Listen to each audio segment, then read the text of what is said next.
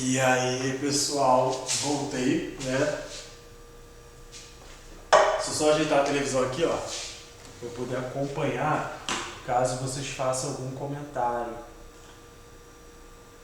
Só para poder acompanhar aqui. Então, voltei, vamos lá.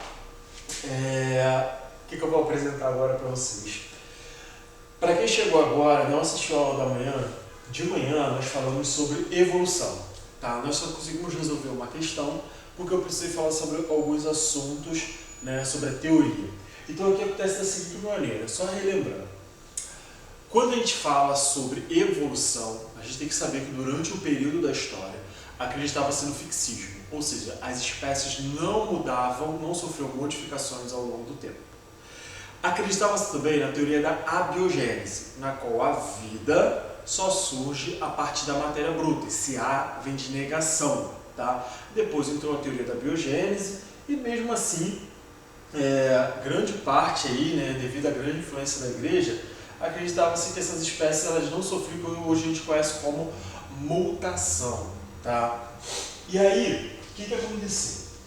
Em 2017, o Museu Nacional pega fogo, tá? A gente perde um acervo aí muito grande e a UERJ resolve trabalhar um texto em cima disso, tá? Porque era no Museu Nacional que se encontrava o fóssil da Lucy, tá? O fóssil mais antigo das Américas.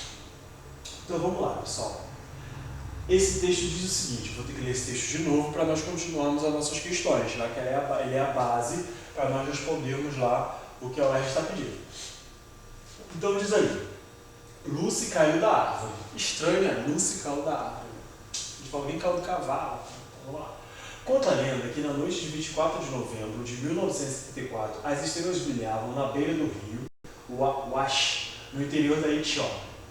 Um gravador cassete repetia a música dos Beatles, Lucy in the Sky with Diamonds, né? Lucy in the Sky with Diamonds. Tem uma música de uma novela chamada Império, que começava com essa música aí.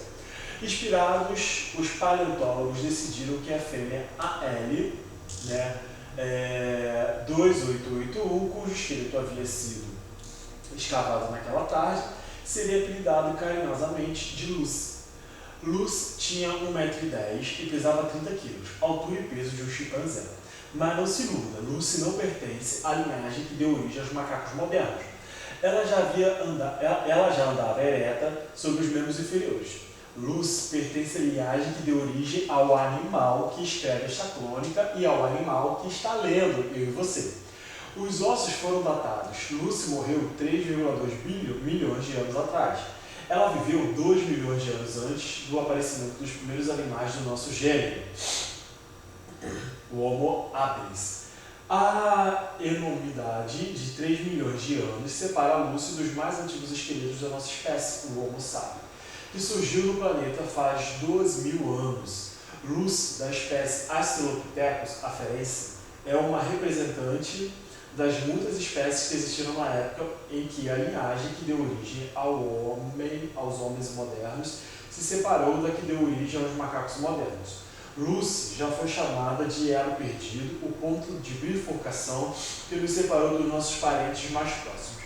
Uma das principais dúvidas sobre a vida de Lucy é a seguinte: ela já era um animal terrestre como nós ou ainda subia em árvores? E aí o texto continua. Muitos ossos de Lucy foram encontrados quebrados, seus fragmentos espalhados pelo chão. Até agora se acreditava que isso se devia ao processo de fossilização e às diversas forças a quais esses ossos haviam sido submetidos. Mas os cientistas resolveram estudar em detalhes as fraturas. As fraturas, principalmente no braço, são de compressão, aquela que ocorre quando caímos de um local alto e apoiamos os membros para amortecer a queda. Nesse caso, a força é exercida ao longo do eixo maior do osso, causando um tipo de fratura que é exatamente o encontrado em Lucy. Usando raciocínios como esse, os cientistas foram capazes de explicar todas as fraturas a partir da hipótese de que Lucy caiu do alto de uma árvore de pé, se inclinou para a frente e amortizou a queda com o braço. Uma queda de 20 a 30 metros e Lucy atingiria o solo a 60 km, o suficiente para matar uma pessoa e causar esse tipo de fratura. Como existiam árvores dessa altura, onde Lúcio vivia, e muitos chimpanzés sobem até 150 metros para comer, uma queda como essa é fácil de imaginar.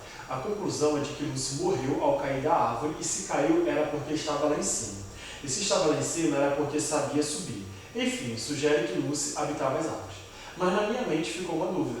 Quando criança, eu subia em árvores, e era por não sermos grandes escaladores de árvores que eu e os meus amigos vivíamos cair, alguns quebrando braços e pernas. Será que Lúcio morreu exatamente por tentar fazer algo que já não era natural para a sua espécie? Eu achei essa frase aqui sensacional. Vamos lá. Aqui você tem uma árvore filogenética, eu já mostrei para vocês, e aqui a gente tem o que? A questão da ancestralidade. Então observe que os primeiros primatas, eles surgem aqui, vão se ramificando, ou seja, cada ponto dessa árvore representa a ramificação, o surgimento de um novo indivíduo. Então, por exemplo, aqui, vamos trabalhar com as plantas que fica fácil. Você tem aqui, ó,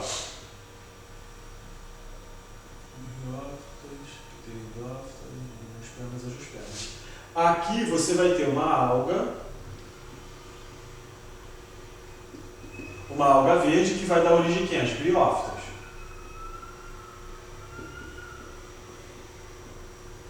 Aqui você vai ter então uma ramificação, você tem o surgimento de características que vão dar origem às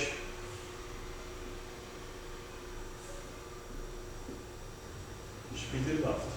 Aqui surge uma nova característica que vai dar origem às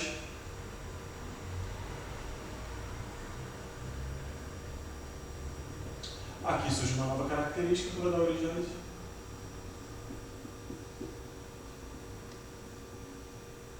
tá? Então aqui é o seguinte, pessoal, todo mundo aqui apresenta o mesmo ancestral, que é uma alga verde. Só que ao longo dessa caminhada, até chegar nas angiospermas, que são as plantas com flores e frutos, nós vamos passando por modificação. Então, por exemplo, eu tenho aqui A, B, C, D. Se eu perguntar para vocês, quem é o ancestral de todo mundo aqui? O A, ancestral de todo mundo. Quem é o ancestral de quem apresenta sistema vascular? B. Quem é o ancestral das plantas com sementes? C. Quem é o ancestral das plantas com frutos, flores e frutos? D. Tá bom? Então aqui ó, a gente tem a questão do parentesco. Essas daqui são mais aparentadas do que essas. Essas daqui são mais aparentadas, tá? Então conforme a gente vai andando, a gente tem um grau de parentesco ocorrendo aí. Beleza? Então vamos lá. Deixa eu apagar aqui. Vamos seguir. Então olha só. Isso daqui a gente já leu. Essa primeira questão nós já resolvemos. Agora vamos ver como que fica. Deixa eu só pegar. A questão, essa questão aqui número 2, diz o seguinte: na árvore genealógica apresentada, observam-se mudanças evolutivas na linhagem que deu origem ao homem moderno. Todos os eventos evolutivos são caracterizados pelo seguinte aspecto. Olha só, pessoal. Letra D. Transformações estruturais durante a vida do indivíduo, ou seja, modificações na estrutura, né? Transformações estruturais durante a vida do indivíduo, ou seja, a gente está falando aqui de uma anatomia, manutenção da variabilidade genética. Quando a gente fala de evolução, a gente fala que ocorre o quê? A preservação dos caracteres que são favoráveis, tá? Como assim, Cristiano? O maior fator para que ocorra evolução é a formação de gametas, porque os gametas é que a gente está falando de reprodução sexual.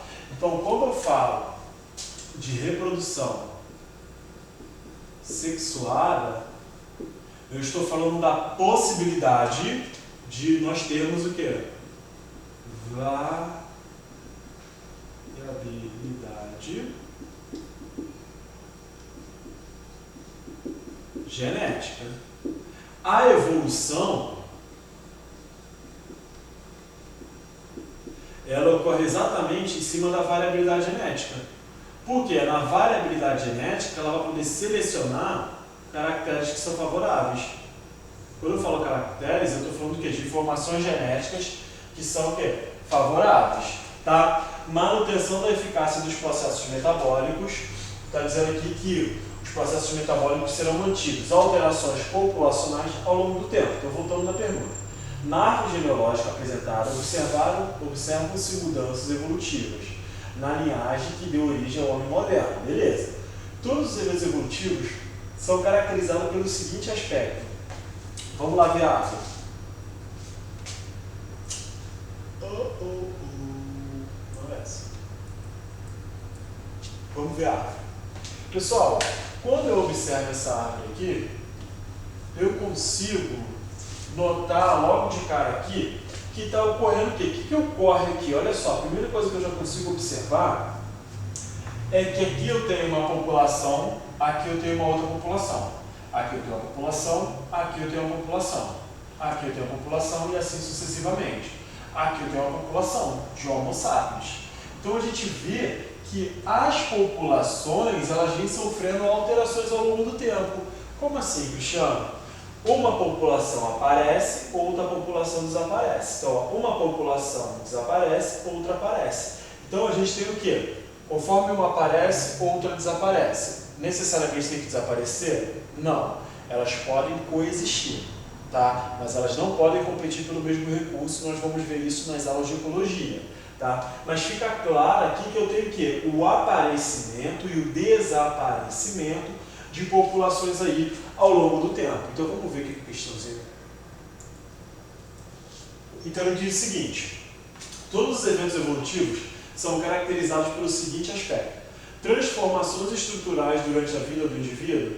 Galera, eu tenho grandes transformações estruturais? Não. O que eu vou ter, que foi até questão da UERJ, é uma modificação sim na fisionomia, na face, o aumento, né, a diminuição da testa, o adentramento. Você tem a diminuição da mandíbula e do maxilar, né, mandíbula e maxilar. Você tem você tem indivíduos que passam a usar os membros superiores para manutenção, para manuseio, né, de objetos. Membros inferiores ficam apenas para locomoção. Então vamos lá, essa daqui seria transformações estruturais durante a vida do indivíduo. Não é muito bem o que aquela árvore quer nos mostrar, né? Aquela árvore não está focando nas estruturas. A árvore não traz informações sobre braços, pernas, não é muito bem isso que ele quer mostrar, não. Manutenção da variabilidade genética. Aquela árvore, ela mostra que a variabilidade genética dentro dessas populações, ela é mantida, ela é estabelecida, também não é algo muito que está falando ali, não. Aumento da eficácia dos processos metabólicos, em nenhum momento a árvore filogenética nos mostrou sobre isso. Alterações populacionais ao longo do tempo? Exatamente. Tá? Alterações populacionais ao longo do tempo. Então observe aqui o seguinte, olha só. O que eu consigo ver, por exemplo, ele fala sobre alterações estruturais. Não é o foco do nosso gráfico aqui, né? Isso aqui é um cladograma. Não é o foco desse cladograma mostrar alterações estruturais. Em nenhum momento o cara menciona sobre isso, tá? Alterações, como que ele fala lá? Preservação, manutenção da variabilidade genética. Em algum momento, essa árvore fala sobre a manutenção da variabilidade genética. Se houvesse a manutenção da variabilidade genética, nós não teríamos toda essa diversidade aqui. Porque a manutenção, ela significa que algo é fixo, algo está preso, tá? Então, não é muito bem o que está acontecendo ali. Quando eu falo de manutenção da variabilidade genética, eu posso pensar, por exemplo, numa raça do pug. O pug, cruzando com outro pug que é da mesma raça, há uma manutenção da variabilidade genética. Porque o filhote vai apresentar as mesmas características dos pais, tá? Mas é óbvio que, como ele é fruto de reprodução sexuada, pode haver ali uma combinação de genes trazendo uma nova informação, tá? Mas de um modo geral é preservado aí a variabilidade genética. Aumento da eficácia dos processos metabólicos. Em nenhum momento o nosso texto traz essa informação sobre aumento da eficácia dos processos metabólicos de maneira alguma. O texto não traz nada sobre isso. Alteração populacionais ao longo do tempo. Olha só que coisa linda. Exatamente isso que o texto me mostra. Que essas populações elas vão sendo alteradas ao longo do tempo. até chegar aqui, ó, você está aqui, you're here, tá? Homo sapiens. Então a gente vê que as populações elas foram alteradas, né? Algumas espécies desapareceram, outras apareceram, tá? Outras apareceram. Muito interessante, né? Muito bacana de estudar aí a nossa história. Vamos seguir?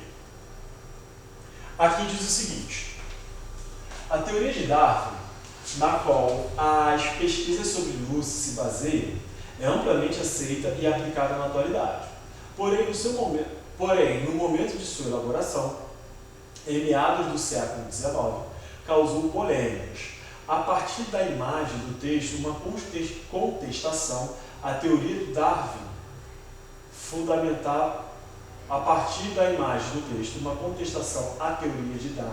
fundamentava-se na formulação conhecida hoje como, aí está aqui, ó, o livro A Origem das Espécies foi publicado na Inglaterra em 1859. Seu autor, Charles Darwin, defendia que organismos vivos evoluem através de um processo chamado de seleção natural. Por que seleção natural, pessoal? Primeiro que a gente tem a seleção natural e seleção artificial, tá? A seleção natural,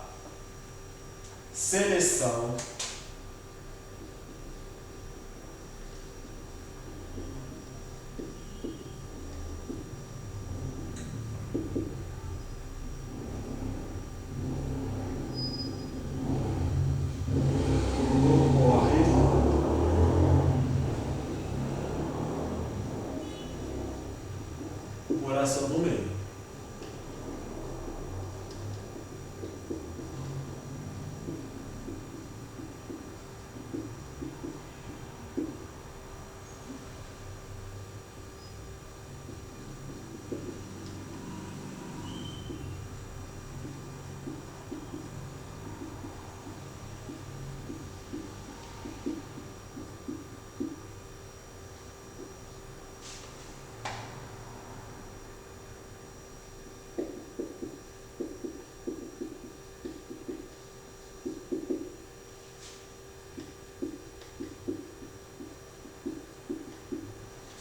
O homem seleciona características de interesse. Então eu tenho dois tipos de seleção.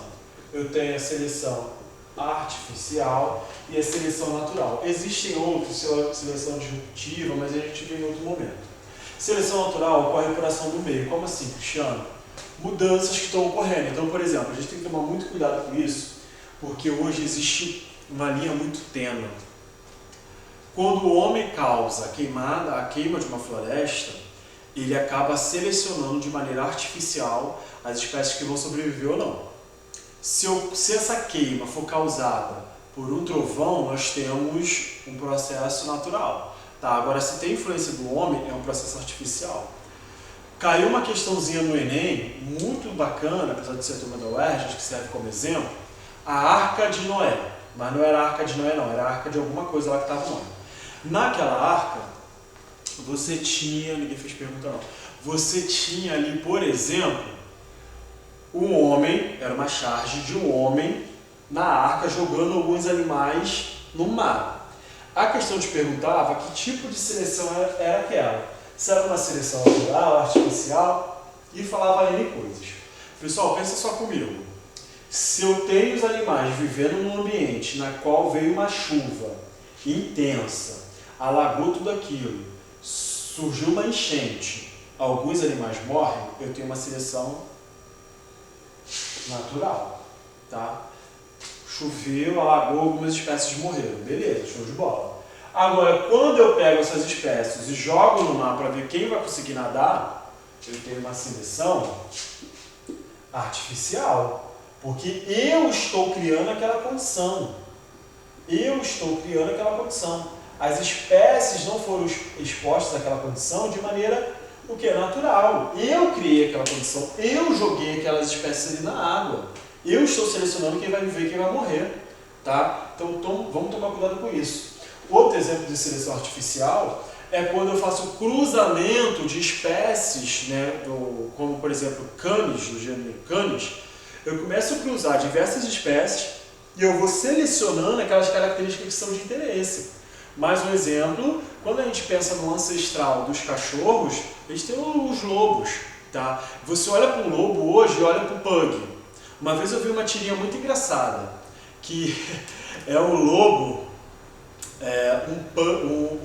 um pug olhando para um lobo e falando assim, né, com os humanos: vocês nunca deveriam ter chegado perto dos humanos. O que aquela tirinha quis dizer? Olha no que deu. Pug é um cachorro completamente deformado. Se você tem, pode pesquisar na internet, você provavelmente pagou uns R$2.000 aí por um saco de doença, tá? Vai apresentar problema de artrite, vai apresentar problema ocular, vai apresentar problema da respiração. Depois de um tempo o Pug apresenta diversos problemas, tanto que é um cachorro que dura muito pouco. Se você for ver no YouTube, na internet, pesquisar, você vai ver isso que eu estou te falando. Ele é um processo de seleção artificial, porque o homem foi cruzando até ter aquelas características favoráveis. A banana também. A banana que a gente come hoje, ela é um processo de seleção artificial, porque não existe caroço na banana. Então a gente tem um processo de seleção. Diversas frutas que fazem parte do nosso cotidiano vieram a partir da seleção artificial. Tá? Então temos lá. Quando você olha para a foto do Darwin ali, caricatura de Charles Darwin, revista The Homet, 1871. A partir da imagem e do texto, uma contestação à teoria de Darwin fundamentava-se na formulação conhecida hoje como... Pessoal, a partir da imagem e do texto, olha só, macaco,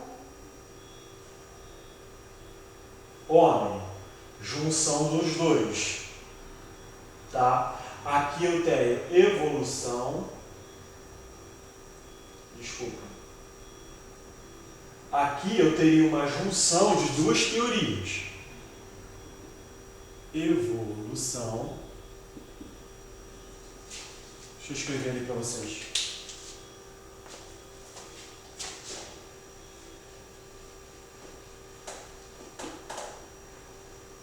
Aqui eu tenho duas coisas, olha só, metade homem e metade macaco. Eu tenho evolução,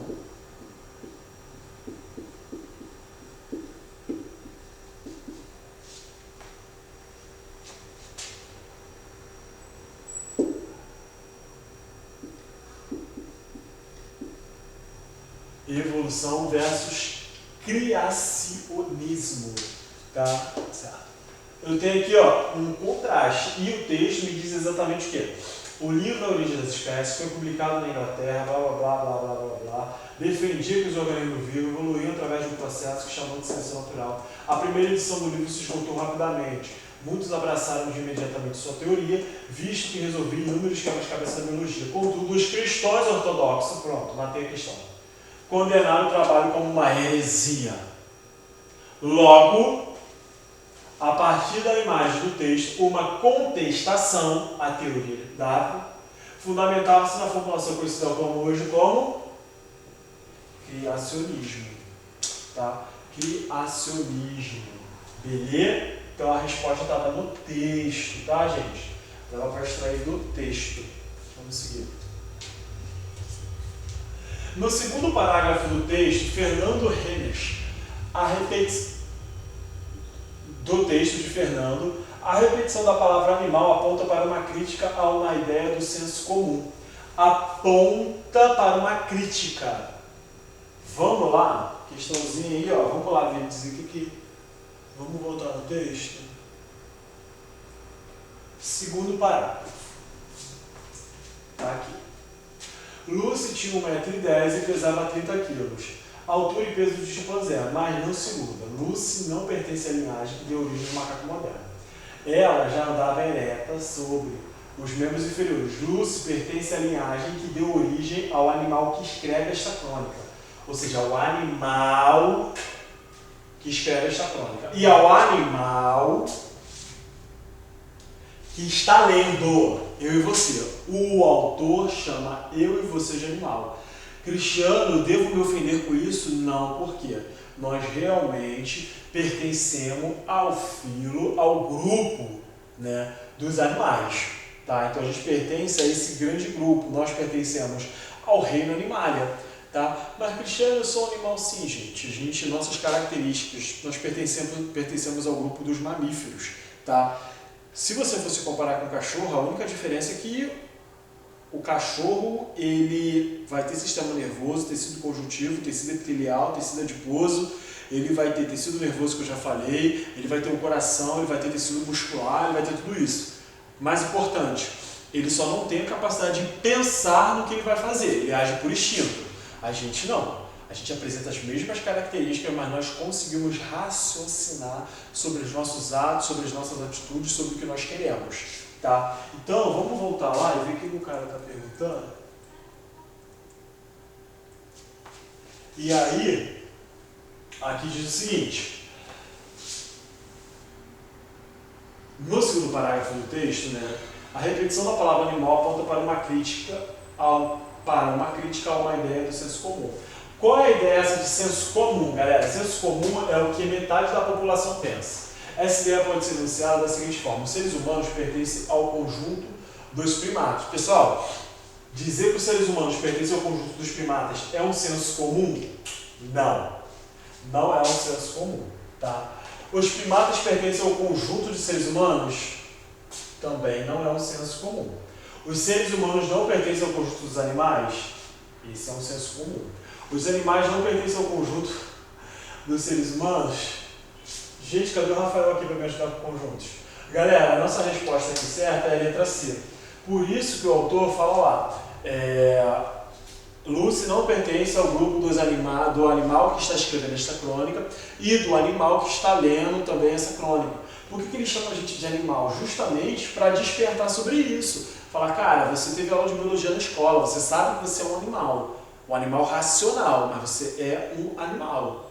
Tá? Beleza, galera? Muito tranquila a questão aí, ó, dentro de biologia, tá? Uma pegada mais voltada para a interpretação. A UERJ caprichou aí nessa prova, nesse exame. Vamos seguir. Olha só, aqui, deixa eu ver se dá para vocês verem direito. Dá uma pegada bem evolutiva, né? Essas questões aí, vamos lá. Aqui você tem o seguinte, membros superiores, membros inferiores. Então aqui é a galera que usa os membros inferiores, aqui é a galera que usa os membros superiores. Percentual de musculatura. Observe o seguinte, aqui, percentual de musculatura, você tem o quê? Uma grande quantidade, 46% da musculatura nos membros superiores, 36% da musculatura nos membros superiores, no caso dos gorilas. Bonobo, que é o nosso primo mais próximo, 36% da musculatura nos membros superiores. Homem, 20% da musculatura nos membros superiores. Então a gente já observa aqui o estilo de vida. Olha só, aqui o homem ele tem uma porcentagem maior de musculatura no braço. Já o orangotango, por que ele tem tanta musculatura no braço? Porque ele usa o braço exclusivamente para locomoção, tá? Exclusivamente para locomoção não, exclusivo, tira essa palavra. Mas ele usa o braço com uma predominância para locomoção, tá? Porque senão parece que ele só usa para se locomover. Não, ele segura objetos. Aí quando eu chego desse lado, eu tenho que no orangotango, 35% da musculatura está nos membros inferiores. Porque esses membros inferiores ele não usa para locomoção. Gorila, 46% no membro inferior, ou seja, o gorila ele usa muito mais o membro inferior do que o superior. Bonobo ele passa a utilizar 46% da sua musculatura nos membros superiores, está bem ruimzinho embaixo. Quando eu chego aqui, membros inferiores, desculpa.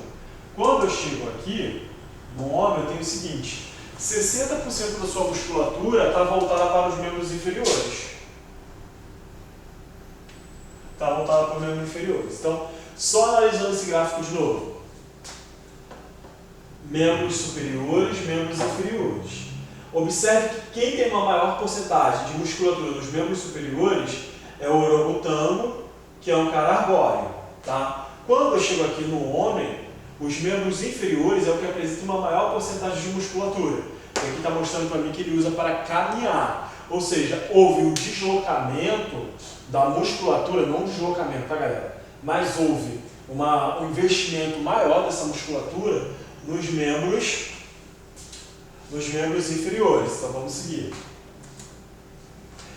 No processo evolutivo de algumas espécies de primata, destaca-se diferentes formas de movimentação e distribuição da musculatura, conforme observado a seguir, que foi aquela imagem que eu mostrei.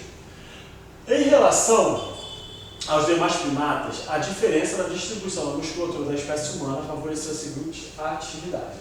Pessoal, o fato da musculatura agora estar presente em uma porcentagem maior na perna modificou o que na nossa vida? Observe aqui o seguinte, se eu falar aqui, eu vou acabar dando a resposta. Vamos ver a alternativa por alternativa. Letra A, ocupação de árvores. Pessoal, a gente vive em árvore hoje? Não. Por mais que você tenha uma casinha na árvore, a gente não vive em árvore. Então, o fato da musculatura estar voltada, no caso dos humanos, para os membros inferiores, aqui, não representa que vive em árvore. Você está bem equivocado nisso daí. Tá? Vamos só focar aqui no que ele quer. Em relação aos demais primatas, a diferença na distribuição da musculatura humana favoreceu a seguinte atividade. Qual a atividade? Alimentação herbívora. Pessoal, o fato da musculatura aqui nos humanos estarem mais voltadas para os membros superiores é para você sair correndo atrás de plantinha, né? Ele botou ali herbívora, mas é para você também sair correndo atrás de algum tipo de animal aí? Não. É para fuga, mas não está relacionado com o que a gente quer aqui. Locomoção quadrúpede, jamais. Só sobrou o quê? Manipulação de objetos. Então, observe aqui que a nossa alternativa é a letra D. Observe aqui o seguinte. Durante esse processo aqui, olhando esse gráfico, a gente consegue observar muito bem que grande parte da musculatura nos membros superiores ela estava numa maior concentração em indivíduos que utilizavam esses membros para a locomoção. Tanto que aqui nessa imagem mostra o homem andando. Olha a porcentagem de musculatura no membro superior, 20%, porque ele não usa esses membros superiores para poder estar se locomovendo, diferentemente de quando eu chamo aqui dos membros inferiores, aonde a porcentagem de musculatura dos membros inferiores é 60%. Por quê? A musculatura na perna, ela permite a fuga, ela permite uma sustentação na posição ereta, tá? Então tudo isso precisa ser levado em consideração. O fato de os membros inferiores ficarem restritos para a locomoção permite com que os membros superiores consigam manusear objetos, como eu estou fazendo aqui agora, manuseio de objetos, tá? Por isso que a nossa alternativa é a letra D de dado. Letra D de dado. Pessoal, essa questãozinha agora, para a gente fugir um pouco de evolução. Esponjas e mexilhões. Essa imagem não estava presente, tá? Eu que coloquei essa imagem aí para vocês verem o que eles são esponja, esponja. Esponjas e mexilhões podem ser considerados bioindicadores. O que significa ser bioindicador? Bioindicador é aquela espécie que pode ser utilizada para dizer o que está acontecendo numa determinada área, num determinado momento. Por quê? Essas espécies, geralmente, que são bioindicadores, são aquelas espécies que desaparecem com uma poluição. Tá? Então, quando, por exemplo, você tem ali a introdução no rio, ou no lago, enfim, qualquer ambiente marinho, a introdução de substâncias tóxicas, essas espécies utilizadas como bioindicadores, elas tendem a desaparecer. Tá? Então, elas tendem a desaparecer por conta dessa poluição. Tá? Então, as esponjas aqui, elas desaparecem por conta da poluição. Uma vez que a análise de seus tecidos revelam concentrações de poluentes. Tá? Agora, foca aqui. As esponjas e os mexilhões, eles são indivíduos que retiram o seu alimento a partir da água. Tá? Como assim, Cristiano? Vocês estão vendo que está saindo uma fumaça verde? Essa fumaça verde, ela foi jogada aqui na base dessas esponjas. Como esses indivíduos são indivíduos filtradores, eles vão filtrar essa água vai passar pelo seu tecido, serão retidas partículas que posteriormente serão encontradas no seu tecido. Tá? Então todas as partículas suspensas, sejam tóxicas ou não, elas ficam retidas aqui no tecido desse indivíduo. Então vamos lá, olha só. Isso ocorre porque no meio aquático esses animais são caracterizados como decompositores? Não. Predadores? Não, porque uma esponja ela não sai por aí caçando o indivíduo. Raspadores? Também não. Só sobrou a opção que? Filtradores. Tá? Filtradores. Então são indivíduos que fazem a filtragem da água, retirando a matéria orgânica e, como consequência, eles acabam retirando também essas partículas, né, que são, por exemplo, metais pesados ou outras substâncias tóxicas que são encontradas ali no ambiente. Deixa eu ver se dá tempo de a gente fazer mais uma. Dá, só para a gente fechar aí. As células musculares presentes na asa das aves migratórias possuem maior concentração de determinados organelas. Pessoal, olha aqui.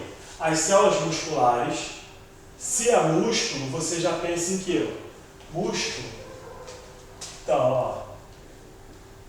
Células musculares, você já sabe que o músculo faz uma grande força. Para o músculo poder realizar suas contrações, você vai precisar de uma molécula chamada ATP. Só que para essa molécula poder ser produzida, você vai precisar de uma organela chamada mitocôndria.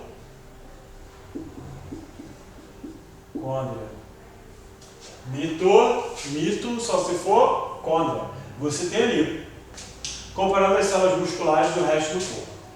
Esse fato favorece a utilização de intensa de tais membros por esses animais. Essa organela é determinada, quando a gente fala de organela, para ser mito, só se for côndria, quando a gente está tratando das organelas. Vai ser o núcleo? Não, porque núcleo é responsável pela síntese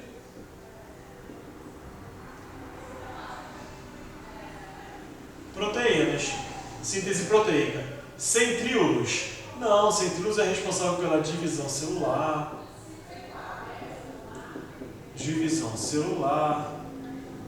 formação de cílios e flagelos. Lisossomo? Não, lisossomo é responsável pela digestão intracelular.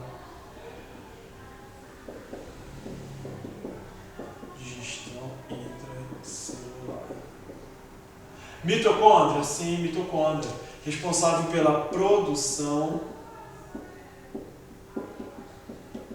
de ATP, né,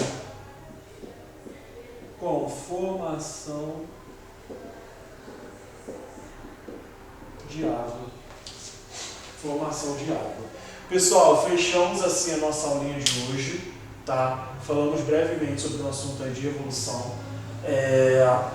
Na turma do Enem, depois eu te aconselho a assistir a aula onde a gente for falar sobre evolução, que a gente vai aprofundar bastante esses assuntos aí. Tá? A aula de hoje vai ficar disponível para vocês. Encontro vocês da turma UERJ na próxima terça-feira. Beijos!